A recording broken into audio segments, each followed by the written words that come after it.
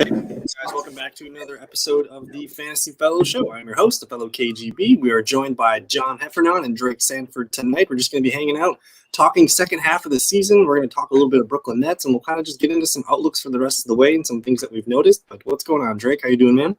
I'm doing great. Happy to be here. We're just coming off the All-Star break, and here's the second half. We made it.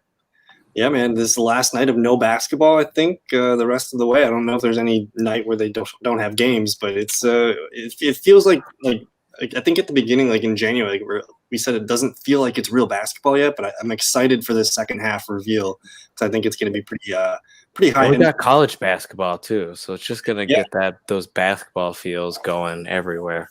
The conference tournaments have started, but John, man, how you doing? What's going on? 'Tis the season, boys. I'm excited. I've got all my basketball vibes are going like crazy, so I'm in a good mood. I guess I don't know where to start this show. We can go many different ways. Do we want to talk Brooklyn Nets first, or should we wait for a little bit? Or what's anything pressing, I guess, as we're looking at the beginning of the second half of the season here? Could you just go ahead and give John the CP3 to Blake Griffin old school layup here and let's talk Nets. I'm going to throw it to John. What does Blake Griffin do for the Brooklyn Nets? Not much. Probably very similar to what I would do for the Brooklyn Nets, which is shoot a lot of fadeaway jump shots, stand on the elbows or the 3-point line, and just wait to take jump shots. I mean, he's going to be shooting a lot of jump shots. And he's probably also not going to be shooting much. So he's not really adding a lot of value on offense because no one's taking the ball away from their big three. He's not a good defensive player. He hasn't really been a good defensive player for a long time, and he's super injury prone. So it's I just don't really see. He's a great name, and he's a great player when he's healthy and when things are clicking and when he can get the ball in his hands. But it's just the situation in Brooklyn is not a good recipe for Blake Griffin's success. And as a result, I think he's just going to be kind of a drop in the bucket. Like, you're just not really going to notice him, and it's not going to do much to his value in fantasy. I mean, it's bad. It's very, very bad. I don't think it changes his value in fantasy because he hasn't had much lately anyway. But he's not going to have it's not going to do much for the Nets either. I don't think in a on the court performance perspective. So I think it's going to be tough for fantasy because it's going to feel like he's going to have maybe one game per week where he gets like a good 25 some points, but it's going to be hard to predict which week. And then when you get those 12s or those 13s, you're going to be like wondering if you should cut him or not.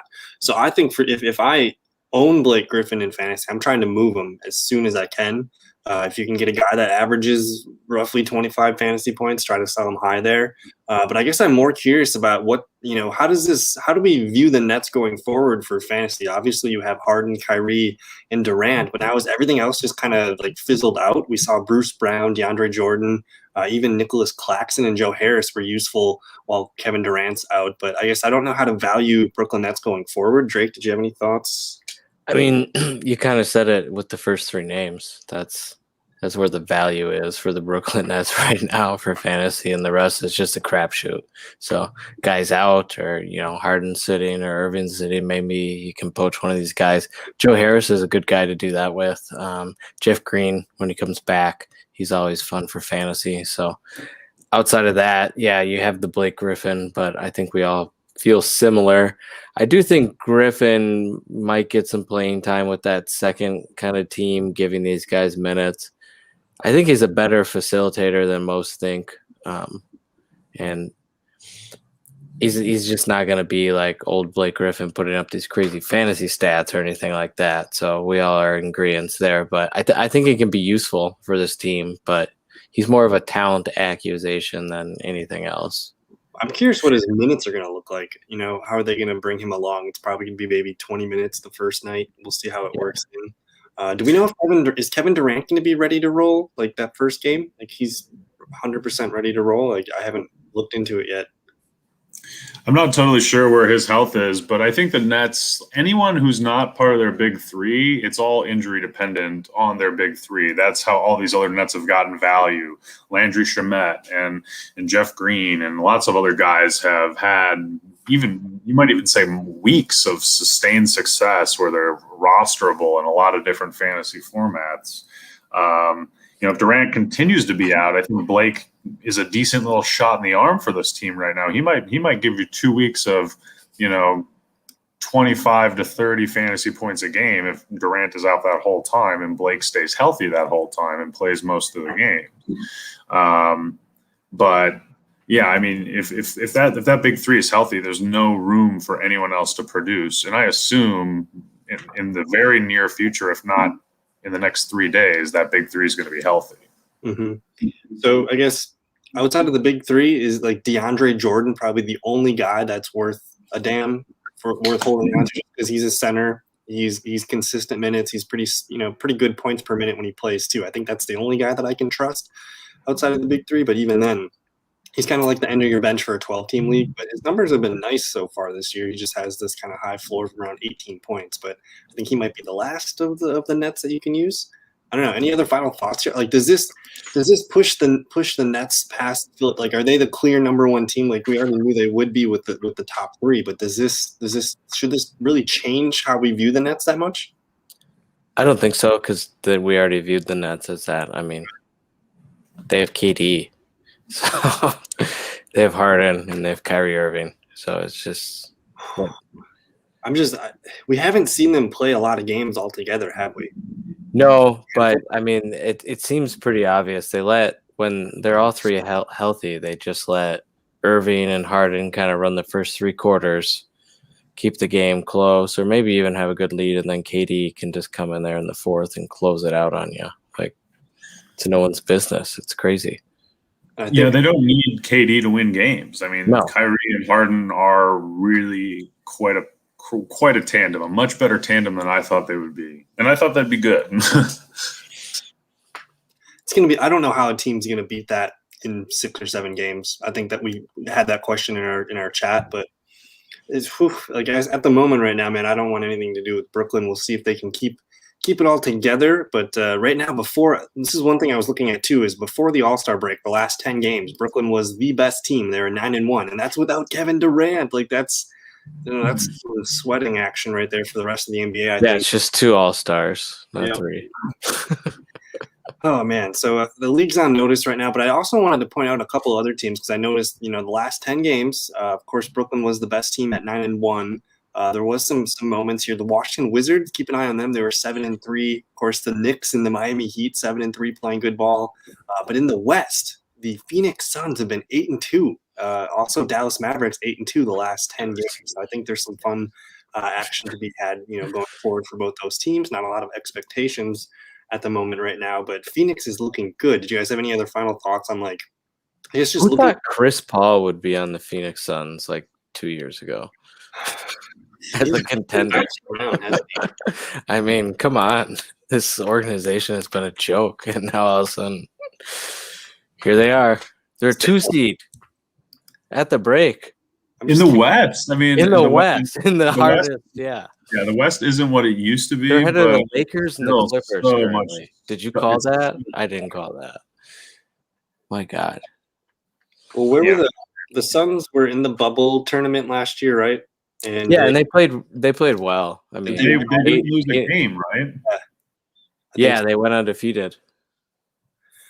So, I mean, we should have seen something coming, but I don't think anyone would have expected number 2 overall seed at the All-Star break. So we'll see if they can keep it together. A lot of young talent meshed with Chris Paul around it. So, but I don't know. Any other, just looking at I guess as we look at the standings here, we kind of had that one question. I think it was on our award show where we talked about most disappointing and things like that. But as we get to the second half of the season, I'm so curious to watch how the New York Knicks unfold. I want to see if teams like Chicago and Indiana and Atlanta, I guess even Washington with the duo that they have, there's some good competition here at the bottom of the East to keep an eye on. Anything in the East, John, for you that excites you a little bit?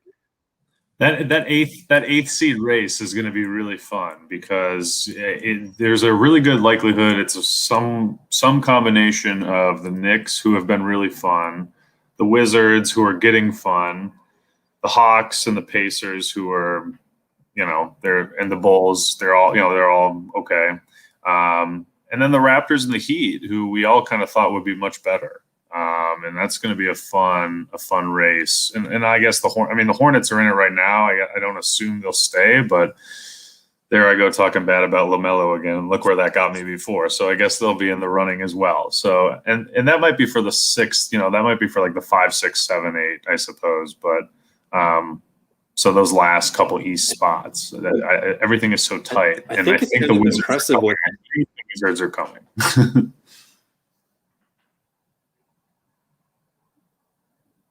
I was going to say, I think it's kind of impressive what the Heat and the Raptors have been up to, just because they've been hit with so many injuries, and then there's been some COVID on both sides here. And did we lose? Oh, that was just a hiccup there. You guys can hear me okay? I can hear you fine. Yep, I can hear it. Can you hear me? Testing 1, 2. I can hear Kyle, and I can hear Drake.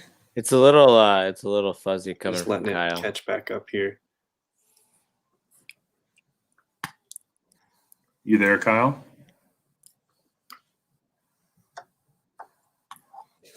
Dad?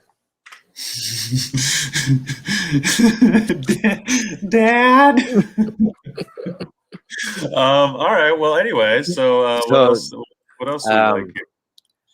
I mean, I think, does the Nets move just simply force other Eastern teams to make a move? Like, do the Sixers now have to get a guy? The Bucks probably, I don't know how they get a guy, but can they get a guy? The Celtics, another team right there. So do you think that happens at all, John? That we see these other teams go out and get someone? This Nets thing, I can't sell my point of view on this enough. But I don't think it impacts the. Bye, Dad. Hopefully, Dad comes back. I need to be reined in sometime. He went down to the grocery store to get some milk. To get some smokes. I haven't seen him. Hello. Hey, Kyle. Are we okay? Yeah, we're rolling. We're good. I'm trying to answer a question, but you're doing fun things on the internet. But I'm glad to have you back. And we did call you Dad. I heard that. You heard our cries for help, at least. Just a little bit. I just had to open up a new browser, and it was clear. But you're good. So the Nets, I think, or excuse me, I don't think the other teams necessarily feel like they need to add anyone, because if they need, their feelings should be the same. Like, okay, these guys have this massive big three that is overwhelming all of us, especially on offense. If that's motivating you to add someone, then you're still going to be motivated regardless of Blake Griffin. And if you weren't motivated to add someone, I don't think Blake Griffin's making a team change their opinion on that. They're already so stacked. I don't think Blake Griffin changes how you view that and your playoff plans. Is there any players you think the Sixers or the Bucks could add?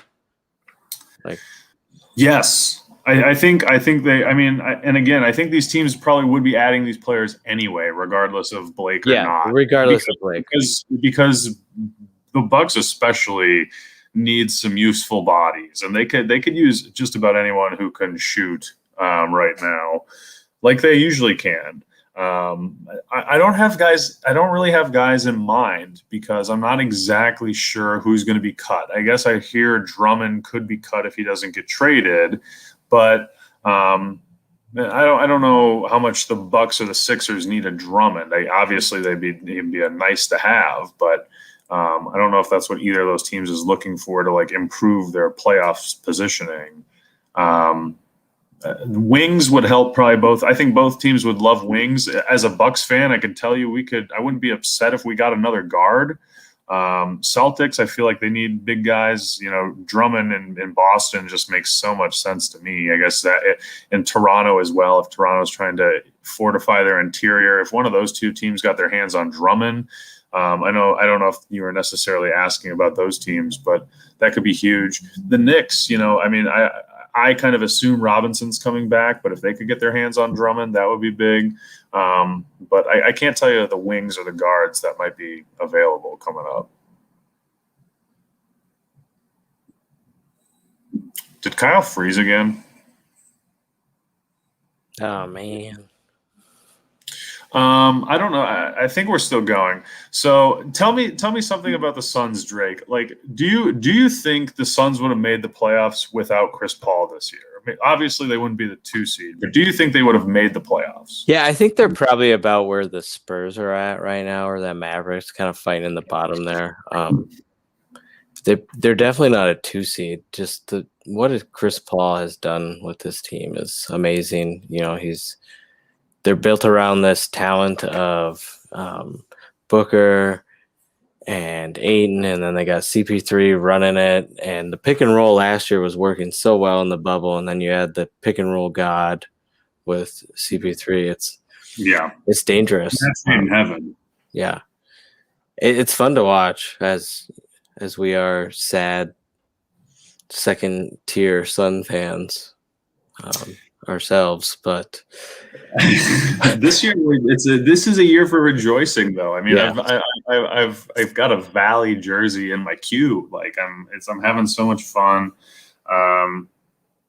It's the Valley jersey either. I mean, what's up? The Valley jersey is just beautiful. It's got to be the best jersey in the NBA, in my opinion, and that's the NBA is known for some pretty strong jerseys, so that's a high praise from me. But it's a beautiful jersey, regardless of your ranking of it, for sure. I'm not sure what the Suns look like in the playoffs. It's probably going to be rough for them in there. Getting into the second round will be nice. If Paul, Booker, Ayton, and Bridges are healthy, I think that team could beat just about anyone but a healthy Lakers team, because they kind of already are. Yeah. Clippers would give them hell. It would be very hard to beat the Clippers with that team. Yeah, a healthy Clippers would give them hell. Okay, let's talk about something else. No, yeah. Kyle, I wish I had this on my computer so I could share it with everyone. But let's talk about something else. Let's give the people some fantasy content. Yes. We're looking at teams that have the most games and the least games before you were able to join us during the fantasy playoffs. So I think that's week 18 through week 20 for the fantasy playoffs. And the teams with the most games, I think there were a couple teams that bunched up to the top, especially in the championship week. I think there were a couple teams that maybe even had 5 games. Kyle, you back, boss? I think so. I had to reset my router. It's still a little funky, it sounds, but I just caught the end. You guys are talking schedule here. Are you looking at the fantasy playoff schedule, or what the part of the schedule? I was telling Drake about this sheet. We should look at the total playoff games for teams and see who you should target, what teams you should try to target players for. And there's also spoiler alert. There's a very interesting, if you start to look towards the bottom, there's a very interesting team that emerges as the team with the fewest playoff games, and also they have the fewest games in some of the most important rounds of the playoffs. So. You'll want to listen to that, but yeah, the teams that emerge at the top are interesting to me. If you notice, if you listen to some of our earlier pods, I think it was maybe 2 pods ago that I was on one of these Tuesday night hangouts where I mentioned Memphis and San Antonio had missed the most games due to COVID so far this season. Not by like leaps and bounds, but by 2 more games than the next closest teams. And you'll notice they have the most playoff games, but even maybe more importantly, they both have the most games you could possibly have in the final week, so the championship week. So I think if you have a John Morant, for example, or a DeMar DeRozan, you're probably not looking to trade a player like that unless you are desperate to make the playoffs, and then maybe you could use this as a point to bolster your argument to improve. But this. I just think this is interesting, and also to think about for probably the most important thing, at least in my perspective, is to think about for your guys you're going to pick up. Especially right before you go into the playoffs. If you see if you see a Jakob Poeltl or a Jaren Jackson, or I don't know, I don't necessarily know who might be available in some of your leagues, but if you see Memphis as a team, or San Antonio as a team, or even Dallas as a team, those are some teams. Washington and Houston as well. Thank you for highlighting them, Kyle. Those are some teams you definitely want to target for the fantasy playoffs. And I can break it down. Week 11 right now, there's a handful of teams with 3. Of course, you want to try to pick up one of those guys for the rest of the week. But if you look ahead to week 12, the Lakers have 5 games next week. So that's going to make a guy like Kyle Kuzma, maybe even KCP, like some of those fringe guys, maybe worth an ad here. But you got a handful of, the majority of teams play 4, but especially a guy like Kyle Kuzma seems like a guy to add if you're in a 12-man league. Kuzma should be on your roster by now, guys. Come on. That's what's weird is he's I just true. Wire show. Cruz. He's only 40% owned, man. That's what's weird. And he had that massive game before the start. We're a competitive, deep league. We got people aren't hanging around on the bench in our league or in the waivers. Excuse me. Let me just pull up the Lakers and see if we can find anybody that might be, I guess, worth it. Like if you have the win in the bag this week and you can look ahead to next week, maybe we can find some guys that are worth holding on to. Kuzma's right there. Maybe I'll filter by percent rostered here. It's pretty much KCP, right? Like that's the one guy that could get you some bonus points. I've never been able to pull the trigger on Horton Tucker. I've looked at it so many times, but it's pretty consistent as of late. To be honest, 10 games or so have been really good. So, and he's only 4.5% rostered. He's been on my watch list for the last 3 weeks, just looking at him, but I can't do it. What about a guy like Markieff Morris, who's been averaging some good points the last 15 days? You get some bad Markieff. You got a 0.25 and a 1.25 there. He scored 1.50 points in 2 games. That's just shunned. He's gone. Scary. Can't believe you just disrespected Caruso like that and skipped right over him. He's day-to-day. I don't know if he's going to play. Let's see here. He's unavailable Wednesday. That was from last week. But if you get Caruso playing, you got to just probably put up with one of these stinkers. But for the most part, you're probably getting 18 to 20 points at least. So times that by 5. Maybe you can pop 100 points at the high side, but definitely 80 points. So, but that's kind of the moves that I like to make. Is if you what's Marc Gasol's? I'll go ahead. It looks like he's out there. So he is out. I don't have any game updates on him, but if he plays, he's got the high floor. Definitely, he's a fun guy to play. Actually, after we talked a couple of weeks ago, I ended up picking him up, and he had a nice little stretch there. just average in 20s. You probably got this little pull here. Huh? Yep.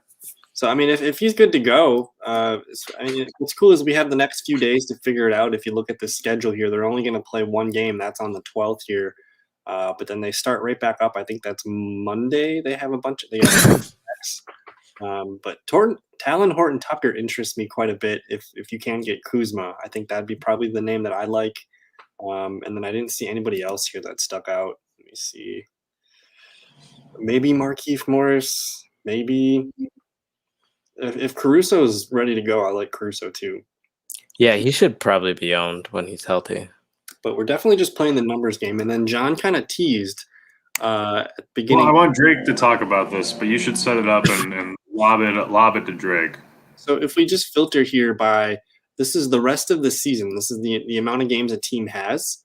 Now you see at the very bottom, you got the LA Clippers with only 34 games. And then if we go ahead and filter by playoff weeks, which is 18, 19, and 20, the Clippers, again, are the dead last team with games. They only have 10 games over 3 weeks.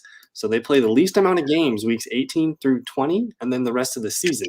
So what should we do with our LA Clippers, Drake? Should we be looking to make trades? Should we try to send these guys away ASAP, or what are you thinking here? No, I mean, you hold good, talented players. I mean, it's a game or two. Look at the Brooklyn Nets. They're at 11 games in that same stretch. So you're talking one game there. You're not going to start shipping Steph Curry because of this, are you? So I think if you're keeping, maybe if you could make a spicy trade and you can get the name recognition and send a Paul George or Kawhi and pick up some really nice pieces that are up at the top there. Maybe you could snag a Bradley Beal in that trade or a John Morant or something like that. That'd probably be worth looking into it just from a numbers perspective. But it doesn't panic me. It's not sending me to just all of a sudden sell all these super consistent, solid fantasy players. Your last point is my favorite point, or second last maybe. My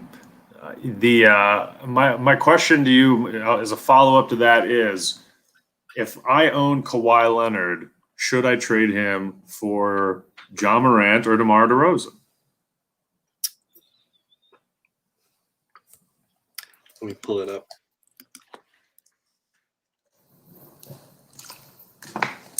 I would say absolutely. I would say I'm because of the games. Because of the games, I'm 100% taking the John Morant. DeRozan and the Spurs have a little more hesitant with me, but I would definitely take a John Morant for Kawhi trade just because of the games, just because of the basic numbers. Were there any other names here that we could maybe pull into this? If we're looking at, all these teams played Bradley Beal, but I was Russell Westbrook at the last and Luka.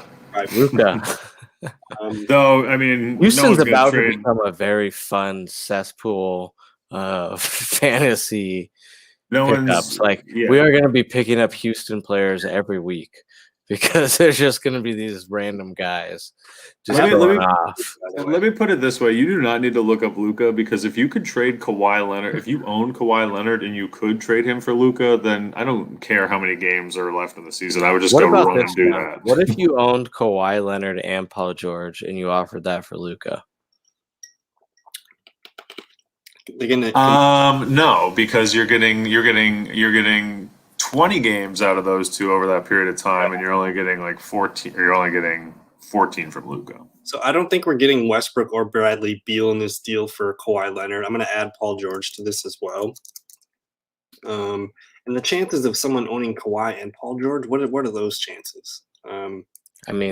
Clippers fans exist. 16 leagues exist. You'd have to take those. Those are both. You'd have to take them at 24 and 20, 25 and 26 overall in that range. So it's doable. But you look at the last 15-day averages here. Kawhi basically under DeRozan. So I think Kawhi for DeRozan straight up makes a lot of sense. You're getting a team that plays 40 games the rest of the way compared to 34. That's almost a game a week the rest of the way. That makes sense. This is fantasy winning. This is fantasy championship winning content, people. If you don't have your pen and paper out, what are you doing right now? I'm actually upset we're telling people this stuff because members of our league watch this. This is what our Patreon is for. Yeah. If I can get DeMar DeRozan or John Morant straight up for Kawhi Leonard, I think I do it. Games they play. Also, Clippers might be, taking a game off or two every now and then, whereas both the Spurs and the Memphis Grizzlies, those teams got to play balls to the wall just to get into the show. So I would expect them to run those guys pretty much to the empty part. But even Washington, I don't think no one's going to trade away a Bradley Beal or Russell Westbrook at this point, right? Those guys are kind of off the table. You'd have that would be hard. That would be hard, and that's not only do Morant and DeRozan play more games, but especially if you're in redraft leagues, I think those guys are just just kind of for the average fan just less valuable. Morant is a lot of fun, and maybe as a result, he's more of a fun piece than a fantasy piece for some of the teams he's on. But I think you could. I think in most leagues, as long as people aren't paying strict attention to the schedule, I think you could swing a Kawhi trade for John Morant right now. So I have a handful of teams here that are playing 34 or 37 games the rest of the way. That's, I mean, only 3 more games the rest of the season. But is that enough to tilt you if Chicago, Portland, the Pacers, Charlotte, Phoenix, would any of those players make sense for you to move to send away Kawhi? Not for rest of the season, but for playoffs, I'm much more interested in. So, like when you're talking about Washington and Houston, especially, or not Houston, but when we were talking about Washington, they only have like 2 more games than Kawhi or than the Clippers. That 3 games is a big difference to me. 2 games is still pretty big. Any multiple digit number, any double digit number, or excuse me, any number over 2+ is going to give me excitement, but I like those teams that have 3 more games than the Clippers. That'd be a big swing. And then as far as teams that have the most playoff games, I'm also looking at Week 18 because there's 3 teams that have 5 games, and that's Dallas, Toronto, and Oklahoma City. If you can get an SGA, like they have a handful of games here, 5, 4, and then 3, so not so great during the championship run. But if you can have more players that play more games in Week 18, you're more than likely to move on into the championship round. So, I mean, Kyle Lowry, Fred VanVleet, Siakam, even OG Anunoby, Chris Boucher. And then Oklahoma City's just got this. They got like a minibus just full of kids that they just put out there. And I don't know where they grab some of these players from. I'm learning new names almost every week with Oklahoma City, but they got Lucas Dort is fun to play on and off. It's a wild ride with Dort. Sam Presti is the best GM in any sport of all time. And that answers a lot of questions about the Oklahoma Roby City has been Thunder. a lot of fun to play too. I picked him up last week because he had a couple games, and he's a fun guy to play. Horford. They resurrected Ty Jerome. I was starting Ty Jerome in fantasy games last week. And Theo is getting he's getting minutes. He's look at these high averages here. Maybe we see some consistency down the stretch. The floor is looking kind of it's almost to the point like where we would roster them because they kind of got that 20-point floor that we like. In his last 15 games, he's averaging about 21.6. So he's one to keep an eye on. But Basley, Roby, Dort, these guys are all pretty fun to keep an eye on. So I don't know. I'm interested in OKC players. Toronto, and then Dallas is a hard one. Like, do you go after a guy like Porzingis? Is he a trade candidate for you? I don't know if John has more Porzingis thoughts, but he's averaging 35.8. I would rather have Porzingis than Paul George the rest of the way. Yes, absolutely. It just depends if there's been so many rumors. Are they keeping Porzingis? Are they moving Porzingis? Is it? I assume Porzingis is part of their future plan, so they keep him. But I would definitely rather have a healthy Porzingis than a Paul George going forward for fantasy. So that was fun. We got a lot of good ideas out there. So, I mean, there's a handful of teams with like 11 games, but I just thought the Clippers needed to be discussed because they play the least amount of games the rest of the way, and the least amount, like they're the only team with 10 games in that final playoff stretch. So that was kind of alarming when I looked at it. And then you got a handful of teams at the top. I'll just recap those again real quick.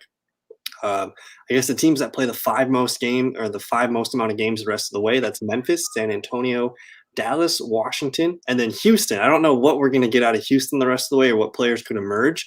But before we get to the next topic here, I just want to pull up some Houston names for you guys because I found potentially DeMarcus Cousins' replacement, and that is Justin Patton here. The man's just been getting some big run here. These last 3 games, you see 27, 32, and 26. Really consistent. Not a great scorer, but he's going to fill kind of all the numbers. You see a 38, a 30, and a 19. I like those numbers. If I get a 19 as my worst game, this man's going to be on my lineup pretty soon here. So Patton was a pretty high pick too. I think back in the Minnesota Thibodeau days. I think he was like a top 15 draft pick. Out of Creighton, I believe he played for Creighton. Creighton, yeah, right. I think he's only 23 in it. Yeah, he was super talented coming out. Yeah, he's the 16th pick there. And we know it takes a while for bigs to kind of get going. And the best thing for a guy like him is opportunity is knocked. Just play minutes. So what's going on with Christian Wood? While we're talking about Mr. Wood, is he out for a while? So he hasn't played since February 4th. The last report here on ESPN is February 26th. He's not expected to return before the All-Star break. They said his ankle's about 80% healthy. And Christian Wood says, if I could have it my way, I would play next game. But this is not Burger King. So he will be hopefully back after the All-Star break. I don't know. Maybe his minutes get eased in. But definitely keep an eye on this Justin Patton. Like, for all we know, like if Wood tweaks his ankle again, they might just – That's a great find, Kyle, with Justin Patton. I think he's going to get a lot of minutes. I just added him. Sniped. There's some champion. I'm telling people, there's some good content if you let us warm up a little bit. You excuse my internet issues, but we'll find it. But I could definitely see us using the Houston Rockets team as like it's basically like the Wisconsin Dells pools. Like, we're just gonna go back there and we'll just have like a little bit of fun, leave regrets, but we'll keep going back. So Houston, I mean, there's a lot of players, a lot of young talent there. Sometimes it depends on who's in or out, but I have a feeling opportunity is going to push certain players forward. We'll see what happens with Oladipo. I think John Wall's likely to stay with them the rest of the way, but it sounds like Oladipo could be like the one that's moved. Yeah, so that was one of the things I was thinking about talking about tonight if we got to the topic. But I have heard through a couple of different channels, Oladipo is definitely the name I've heard the most. But there are other names I'm hearing. Jayshawn Tate, who is a rookie, Daniel House, PJ Tucker, and I think the last one's Macklemore. Those are all names I have heard as available, and Houston might even be offering those names in a variety of deals. I think the thing I've heard the most consistently is Houston is calling teams trying to make a trade. Here's your dark horse. Sorry to interrupt. No, please, you're good. I was done. Your dark horse, Houston, Kevin Porter Jr. I believe I saw that he was coming back after the All-Star game, or was going to start playing with the team. He was playing on the D League. The G League. Yeah, the G League. Sorry, the old school. So I think he's a guy to maybe keep an eye on once all these other guys start getting moved.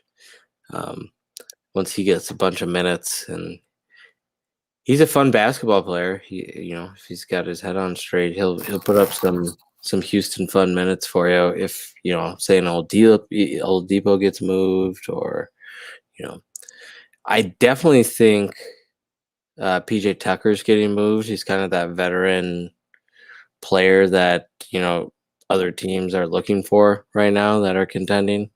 Can play some defense, can get some rebounds for you, can shoot the three. I think John hit on all the rest of them pretty well. House Jr. has been a pretty effective fantasy player on and off. I think John and I have both owned him recently. Aiden in the comments mentioned that Kevin Porter Jr. averaged 32, 8, and 7 in the G League. Yeah. So he's going to be coming. He can play ball. Coming hot. So keep an eye on Kevin Porter Jr. down here. Assuming because they just have so many 2s and 3s on this team, so they have to clear some room and see what these kids can do. But man, I don't know. It's a lost season. They're going to be mixing things up. They're going to be trying different things. So I don't know. We'll probably have better analysis once we actually see if there is a trade. Like we'll have more names and more clear visions to kind of point things out. But I did want to kind of pull up some injury stuff just to see who's IR eligible. Some players that need to be monitored or are coming back soon. Aiden's been mentioning that Joseph Nurkic. He's only 45% owned, and he's coming back shortly. Let me see if I can filter by percent rostered here. That's a great mention by Aiden. So in this, he's about 49% owned, and this is gonna make Cantor kind of exposable. Like John, if you're able to pick up Cantor, and we know Nurkic is coming back, and said he's going to be reevaluated next week, so we're going to see him sooner than later. Do you try to move Cantor, or how do you navigate this Portland Trailblazers center position?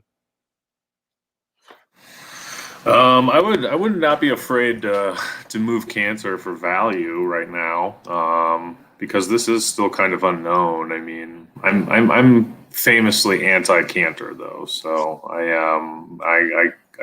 I'd be excited to move on from him.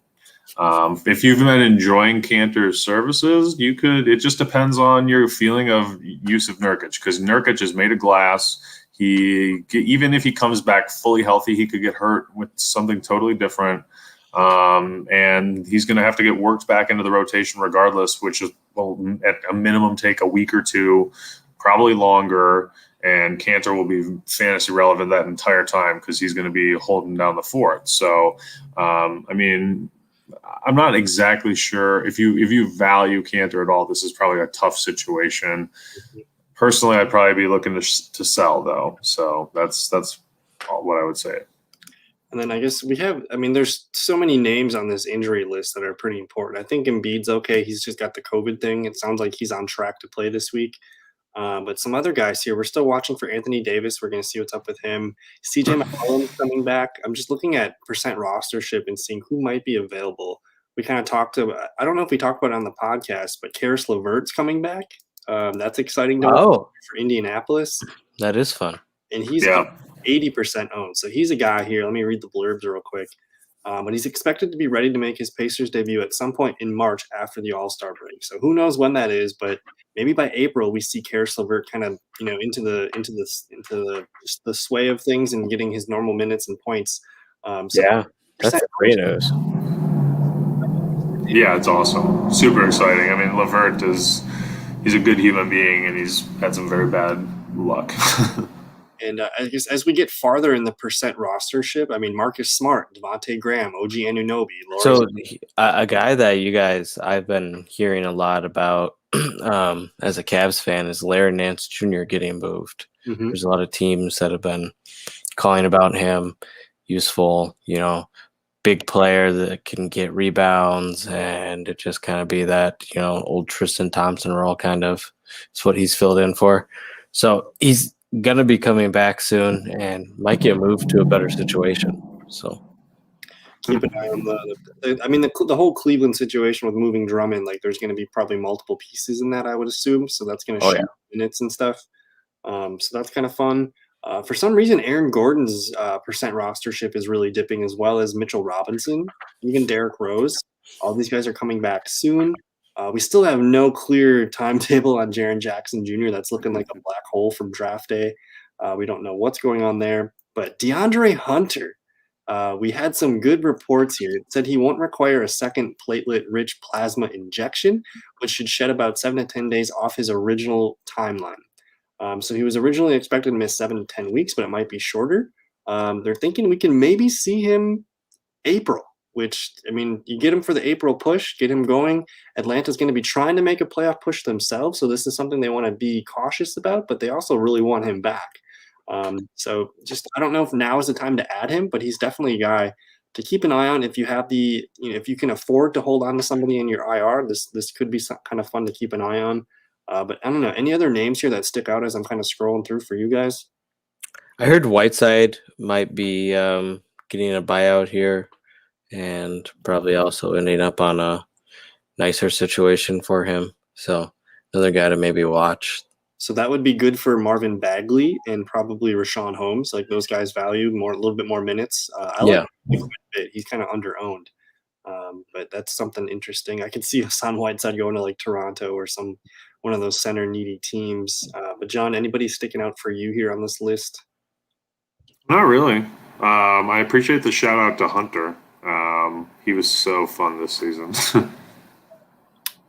Yeah, I don't know. There's so many injuries. I hope this All-Star break was good for people to kind of move on and get things just evaluated and just kind of figure some stuff out. But man, when's that NBA trade deadline? Should I look that up real quick? I think it's March 21st. Something around those lines. March 25th, which is today is the 9th. So yep. It is in 3 Thursdays. So we got a few more weeks here to get things moving. 3 weeks. Trade deadline is going to be kind of hot to watch. We'll see what happens there.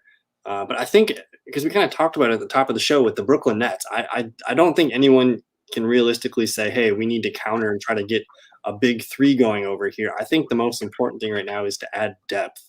I look at a team like Utah. Like Utah's just gonna peck at you. Like they don't have a lot of superstars, but they're very good with their 7 to 8 man rotation. They're all very good players. I think more teams are looking to build their 6, 7, and 8th man. So that's kind of the trade stuff that I'm watching. But I don't know. Any final thoughts on trade stuff, or what do you guys want? We're kind of going into our 45th minute here. We got 15 minutes to go. I do have some questions in the chat room, but do you guys have any other final thoughts on trade deadline stuff? No, I think John and I talked about it a little. I do think there'll be some Eastern teams, making that, like you said, that 6th man, 7th man, grab that extra kind of role player to fill this need type deal. I don't see any like superstars getting moved at this point. We already kind of had that at the beginning of the season. That was wild. So it took me a long time to think of this, but I was reading about something today. I read a little bit about Kyle Lowry potentially. I don't know how they could make it work, but the Clippers were eyeing Kyle Lowry pretty aggressively and were working hard to try to get a deal done. So that could be, regardless if the Clippers work out or not, because they don't have a lot of assets to play with. But if Lowry could in theory be on the trading block, so that's something certainly worth monitoring. That's the spiciest name I've heard on the block so far, for sure. So. And what I've learned is just to expect the unexpected. Someone's going to get moved that we don't know about. So it should be fun in a couple of weeks coming up. But I did get a question in the chat room here from Lucius that I kind of wanted to get your guys' thoughts on. So he's got Lauri Markkanen coming off IR. He also has Al Horford, Robert Covington. And he looks like he might have to dump one of these guys. He also saw Robert Williams on the waivers. This is for a 10-man points league. Are you guys dropping Horford or Robert Covington to get Markkanen into, I guess, your lineup so he can be eligible? Should I pull up some of these names here? I at first my gut would say Covington, but Covington's been doing much better than I thought when I last looked. So I think we need to see how Markkanen kind of plays, maybe. I'm definitely keeping Horford. I think so. The way that I've been kind of approaching my IR stuff is when I get a guy coming back, and even though he's listed as like returned, sometimes I just leave him on IR. If I don't need to make a move for a couple of days, I let him get that burner game out of the way, whether it's a game or two, just to get his minutes back up. I don't always pick a guy up just because he's eligible, and because he's technically in your IR, he can sit there. So I kind of do that sometimes. But if we're looking at the last 15 days, 27 points for Covington, 26.3 for Horford, and then he did say Robert Williams is available. I don't know if this is going to. You have to check your league code of conduct before you do something like that, though. Make sure you check with your ethics and compliance board. So Robert Williams, the last few games here, this is a guy that's on his waiver wire. Are we trying to add Robert Williams here for the second half of the season? Why not? I feel like the Celtics are desperate for any kind of center, and that can play 20-plus minutes a night for them because they get just rebounds and they need it. I mean, he's got some nice assist numbers too and blocks. So Robert Williams is probably a guy to look at adding. And Brad Stevens he's been quoted saying that he wants to get Robert Williams more minutes as the season progresses. So I don't think I make the immediate move for Markkanen here. We got to see what he's gonna do. These guys are all already performing really well, and I think Lucius should probably pick up Robert Williams if he can drop someone else. And I mean Covington, he's frustrating at times, but I mean he's got some nice potential here with the 40s that you're seeing sprinkled throughout here. He fills out a lot of the stats there. These are major starter minutes here. I think I'd have a hard time cutting. Oh man, that's tough. So how do we get Markkanen? Do we just let him sit there, or do we drop him? I mean, this is tough. Let's see what Markkanen's gonna do.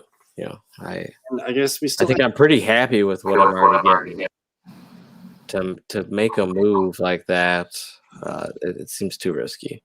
And Markkanen's been out for some time, so I don't know if we're going to see him back this week yet. But well, I guess we'll give it a few days yet. But for now, I think we're going to hold. We're going to say keep Covington and keep Horford, but definitely keep an eye on. I think Robert Williams is fantastic, and especially if we're getting more minutes down the stretch. Whew, we got his last 15 days. He's been averaging about 24 points per game, so he's definitely someone to keep an eye on here. I'm trying to think any other questions in the chat room here. But I don't know. What do you guys want to finish the rest of the 10 minutes of the show with?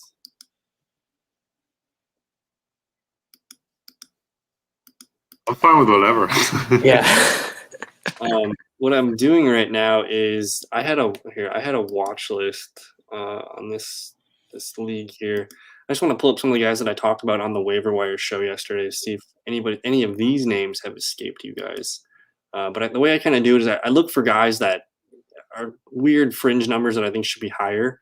But I mean, we've talked about Anthony Edwards enough. I think Marvin Bagley under 64% needs to be owned. TJ McConnell only 60% owned. That seems weird. Terrence Ross, Kevin Huerter, both about 56% owned. Have you guys seen Carmelo Anthony's numbers of late? Incredible. He's amazing. Vintage Carmelo Anthony here, just getting points. And I also like the hustle on defense, whether it's steals or blocks. He's getting something almost every game here. So he's been on a nice little binge here, about 51%. Portland has just completely rejuvenated this guy that was nobody wanted somehow last year. It was almost laughable when it happened, right? Like, yeah, oh my God, really? And this is desperate, Portland. This is desperate. It's actually been some of the best Carmelo we've seen for quite some time, and they're sitting here 5 seed without CJ McCollum. People forget how good Melo was. I mean, he was just automatic. One of the best shot creator. I think the shots you could be right up in his face. He'd do that movement with the ball and then just shoot it right over you. One of the best.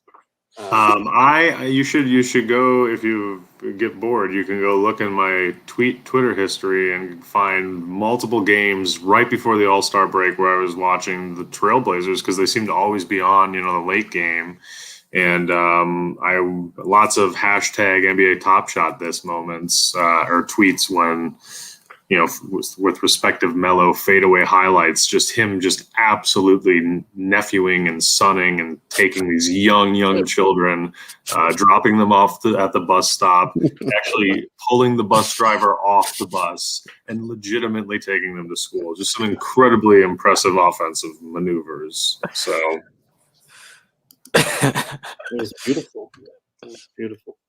But again, I'm kind of just going down this list, guys. Why is Kyle Kuzma only 40% owned? This is ridiculous. Some people get seasick on the Kuz cruise. Yes, the Kuz cruise is more of a booze cruise than anything. Booze cruise. On Lake Wanapako in February. The double doubles have been there the last handful of games here. This is a guy that I think we know Anthony Davis is out, but this is the time to get him. He's only 40% owned. Even in a 10-man league, I think this should be someone that you roster because if we look at his last, let me just filter by the last 15 days, and Kuzma is averaging 27.7 points per game, which is fantastic. So as long as even when Anthony Davis returns, I think Kuzma needs to stick around on rosters here. Dylan Brooks, when you do this, Dylan Brooks really stands out. He's the highest or the lowest percent owned of someone doing 30-plus points over the last 15 days. That's pretty impressive. He's at 50% owned. That doesn't even seem possible with the season he's been having. So yeah, he's down here. Dennis Smith Jr. went on a pretty nice run for Detroit because they were banged up at the point guard spot. I think DeLon Wright and maybe who else was out, but he had 4, maybe 5 incredible games here. So I kind of caught that. But he had a triple double here. It went. We'll see what happened. I don't know what the excitement is for Detroit the rest of the way, but Detroit's like OKC and maybe Houston going forward. It's just Houston Midwest. So it's just playground. It's a playground for people to play basketball on. They traded for Dennis Smith Jr. recently, correct? This was that was part of the Derrick Rose trade. They got Dennis Smith Jr. and some second-round picks, I believe. So I think they're going to continue to play him roughly 25 minutes per game. So he's a guy. Why not? Maybe we're not going to get these 46s and these 34s, but he's definitely someone to just monitor while DeLon Wright kind of gets back to normal. But I just Do you picture have a- Dennis Smith Jr. on Detroit like Kyle at Anduzzi's, just shooting threes, just constant shot, setting the record. I have to tell you today, I set the record at my office because we got that basketball hoop. Yep. Got a new office record today, so that was You're an nice. animal. You can't be beat. Beat the record by 6 points. That's a good 2 shots. So it's it was a jaw dropper for those watching. We got what do you guys know about Jordan Poole? I don't know. I know nothing. He all I know is he scores. He's a walking bucket. He doesn't do anything else, but he's just a walking bucket. And then Steve Kerr, there's a quote saying that he would like to get more Jordan Poole minutes going forward. 26 points in 26 minutes. I think it's his first. I don't know if it's his first career game or what. I literally don't know anything about Jordan Poole. No, I believe he's played before. I don't think he's a rookie. Can't be with that mustache. 21 years old. He's from Milwaukee. That's pretty cool. Went to Michigan. 28th Or overall. 19. Yeah. I'm trying to see if there's any other teams he's been on. So no, he was selected by Golden State. Just been hanging around the G League. It sounds It's like. been a product of them building him. I remember him on Michigan now.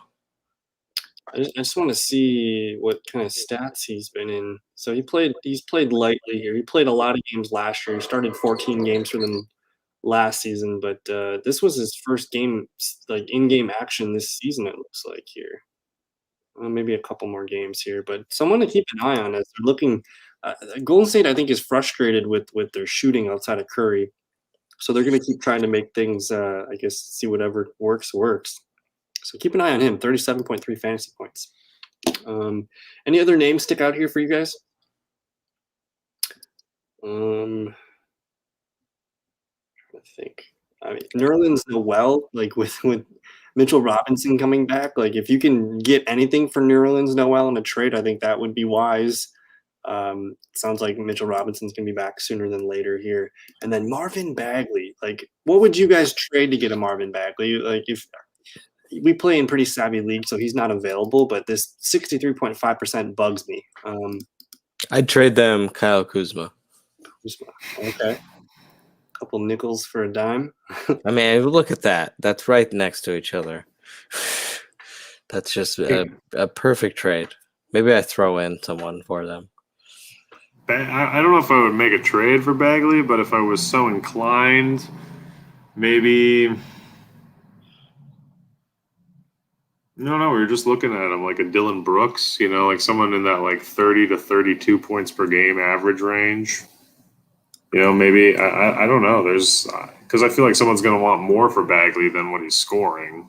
Yeah, and I don't want to give that up. We're a little jaded with our league, by the way. I think a good trade target is Anthony Edwards. If you can somehow, this guy's only going to perform better. I think going forward with the injuries in Minnesota and that situation is just a lost season. And he's going to play. And when he plays, we're starting to see why he was the first overall pick. I was talking to Kyle, I think, before the break, and I was saying, you need to watch more Anthony Edwards. I mean, this guy is just super exciting. And it feels like we've been talking about him for like 3 or 4 weeks on the show, just saying, get him, buy him, add him, whatever it takes, because he's one of those. I don't know. He's just one. He's still only 69% rostered. Yeah, that's what's weird. Like, if you're in a 10-man league and he's available, that's pretty messed up. But if you could make a trade for him, someone's just looking at averages, someone's relaxing in your league and could splash some big name in front of him. So I think I'd do it. Like a guy like Hank. If you have a Hank in your league, that's probably the guy that you'd want to make a trade. But by the way, real quick, I just want to say, Drake, I don't know how long it's been since we changed Hank's name to Hank the Skank, but he hasn't said a word in over a week. I think it was last Tuesday since we changed it. He hasn't said a word about changing his name, and it's been 7 You know what's even funny about this, Kyle, is that I called him Hank in a separate group chat today. You just let it go. and he told me to stop piggybacking off of you. Off me? So I'm not. He might be aware that you changed his name to Hank. He might not care enough to change it back at this point. Interesting. I'm lost. That's where we're at. That's where we're I'm at. lost. What's going on with the Hank thing? So we changed Jake's name to just Hank. Like how long ago? Kyle knows the story better than I do. Tuesday. Yeah, last Tuesday. And then a couple days, like, we kind of had a check in, and Kyle had a clock going. Like, how long is this gonna last? Like, when does Jake actually check his fantasy team? And we don't know yet. I think the answers are still inconclusive. The name has still been. Is the bet still open to get in on? Can I take? Can I take 2 months? I mean, we don't have any open bets at all right now. It's kind of baffling. It's been 7 days, and I know it's been All-Star break, but like I just haven't. I check this thing every now and then. Are you saying he's at home with his family, Kyle? Oh yeah, he's taking a vacation. Maybe Jake's on All-Star break. He's definitely. He's currently in Maui, just not having any of Hank. No. I don't know, man. We're going on an hour here. Do you guys have any final thoughts on tonight's episode? I apologize for the Wi-Fi problems, but I think you guys held the fort down pretty well. It's all good.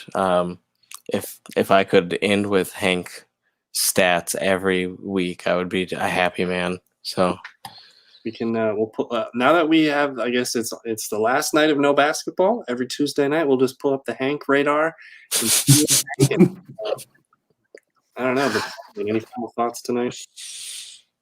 No, I'm good, man. This was a lot of fun as always. We didn't talk about the All-Star game at all, and I just have to say that was a fascinating and fun game.